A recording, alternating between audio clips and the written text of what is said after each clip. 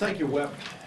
You've seen just this juxtaposition between what we as Republicans want to do to keep Americans safe in our homeland. The Department of Homeland Security bill, of course, funding expires if we don't take action. The House has passed a bill already that's over in the Senate to fully fund the department. And then you've got the Democrats on the other side who have made it crystal clear what their position is. Democrats want open borders. Democrats want mass amnesty, and they're willing to shut the government down and wreak havoc with the American people to do it. And let's just look at what would happen if the Democrats get their way. And you can see from their leaders, they are clamoring for another government shutdown. If the Democrats shut down the Department of Homeland Security, they're claiming it's about defunding ICE. But as they know, and as you know, in the Working Families Tax Cut, we funded ICE through the rest of President Trump's term. So ICE is funded. But what is not funded if the Democrats get their way? They will literally shut down funding for disaster relief in FEMA in the middle of a storm that in New York City alone, you want to see what socialism gets you, 18 people now have frozen to death under the leadership of the socialist Mamdani. That's what Democrat leadership gets you. They want to shut down TSA. So just take Atlanta's airport, LaGuardia.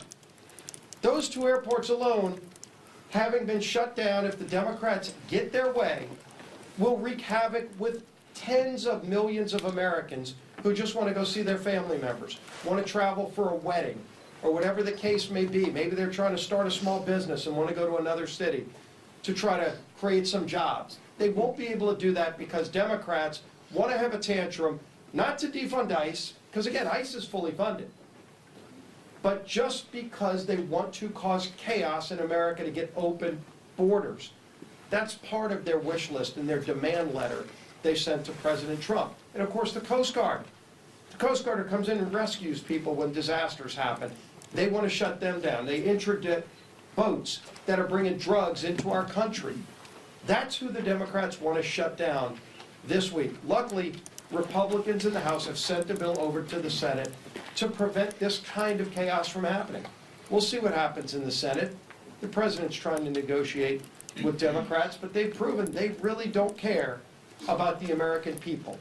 They did it before with the longest shutdown in American history, wreaking havoc to tens of millions of people, and they're willing to do it again. Now let's talk about some of the other things we're moving this week. We have another number of bills.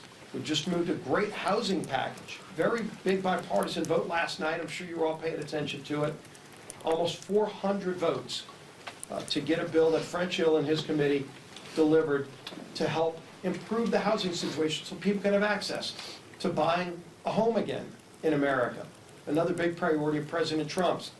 We're moving more bills on critical minerals, something else we've been doing to reverse the damage that Joe Biden created. Joe Biden made us more dependent on countries like China. President Trump wants to open up our ability to develop the critical minerals of our nation. Here in America, we've passed a number of bills already through the House that are over in the Senate. We're going to move some more bills this week to open that up again. And then, of course, the Save America Act. And you can't have anything more basic than protecting the right to vote. Because as we all fight to ensure that every person, one person, one vote is the mantra. But if somebody is stealing your vote, then they're nullifying your vote. And two basic requirements are in this bill, the Save America Act. One is to register to vote, you have to prove citizenship. Real common sense legislation. Everybody understands what that means. And they worked really hard to make sure that every state can still do the things that they do uniquely while allowing for that prevention of fraud measure. And then the other is when you vote, you have to show a picture ID. As the whip said, you look at some of the Democrats feigning outrage. As Chuck Schumer calls it, Jim Crow. Where was Chuck Schumer when you tried to get into the Democrat National Convention in 2024? Guess what? Chuck Schumer made you show a picture ID to get into his own convention that he's calling Jim Crow. Is that what his new name is? Yet Senator Ossoff just this weekend had a town hall meeting. Guess what you had to do to get into Senator Ossoff's town hall meeting? you had to show picture ID. Americans get this. It's common sense that you have to show a picture ID to vote. Anybody that's against that is saying that they want rampant voter fraud. And so we're going to move that bill over to the Senate. I think you're going to see a bipartisan vote on that bill, despite some of the crazy things the Democrat leaders are saying. Over 75% of Americans, every spectrum, support this initiative. And you can see it on every demographic. It's supported widely. For whatever reason, Democrats in Congress are scared to death of ensuring the sanctity of the vote. But we're going to do it here in the House. So it's going to be another busy week. Some really important issues that we're bringing. We'll see where the Democrats are in these issues. Now I'll bring up our speaker, Mike Johnson.